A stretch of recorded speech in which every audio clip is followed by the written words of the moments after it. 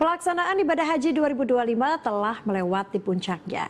Ribuan jemaah haji Indonesia kini mulai kembali ke tanah air dengan membawa cerita, pengalaman spiritual dan harapan.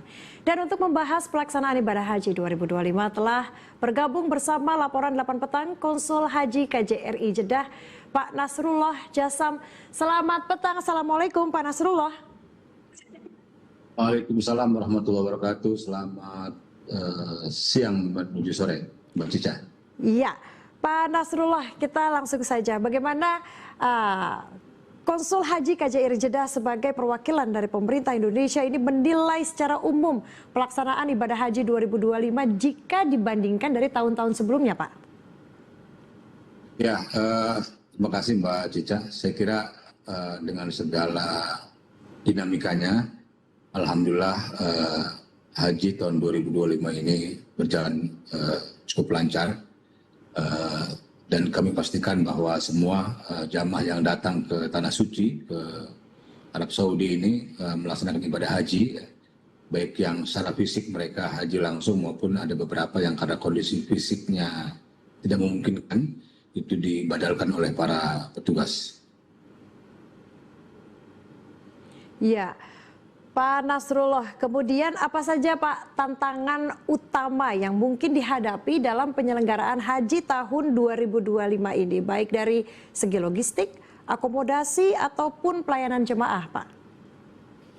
Ya, untuk layanan-layanan yang sifatnya primer atau mandatori seperti akomodasi, catering, transportasi itu sudah dipersiapkan jauh-jauh hari sebagaimana musim-musim haji sebelumnya.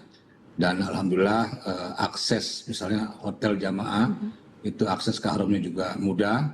Kita menyediakan 24 jam bus sholawat, yaitu bus yang mengantarkan jamaah haji untuk sholat di Masjidil Haram. Di Masjid Nabawi juga demikian, bahkan di Madinah tidak perlu tidak perlu transportasi, jamaah bisa jalan kaki dari hotelnya menuju Masjid Nabawi. Begitu juga dengan layanan lainnya, layanan seperti catering, jamaah mendapatkan makan selama di Madinah maupun di Mekah dan di Masyair, di puncak haji baik di Arafah, Muzdalifah dan Mina. Bahkan untuk tahun ini di masa puncak itu di tanggal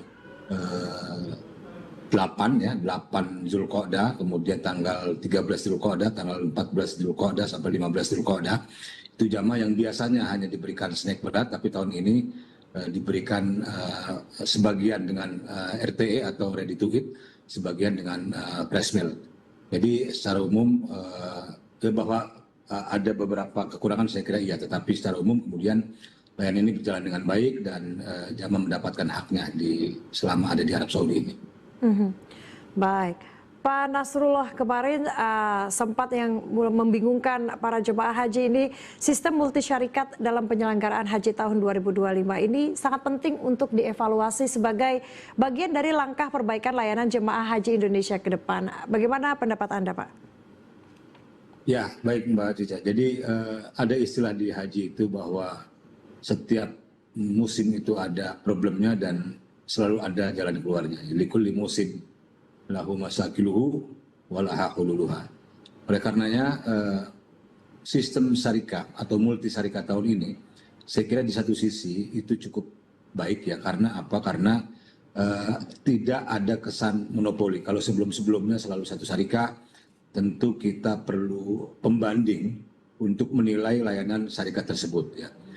Ceritanya memang cukup panjang bahwa jamaah haji kita itu awalnya dilayani oleh perorangan atau yang disebut dengan syekh, kemudian berubah menjadi maktab, kemudian ada lembaga namanya muassasah, dan dulu itu ketentuannya bahwa basis pelayanan adalah basis wilayah.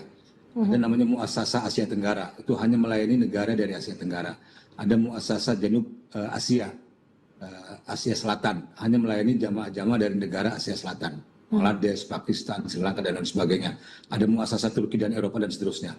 Tapi kemudian setelah ada ketentuan baru atau kebijakan baru bahwa muasasah ini berubah menjadi syarikah, menjadi perusahaan yang basisnya bukan lagi kawasan, tetapi basisnya adalah syarikah manapun bisa melayani jamaah dari berbagai negara. Oleh karena itu tentu kita perlu pembanding.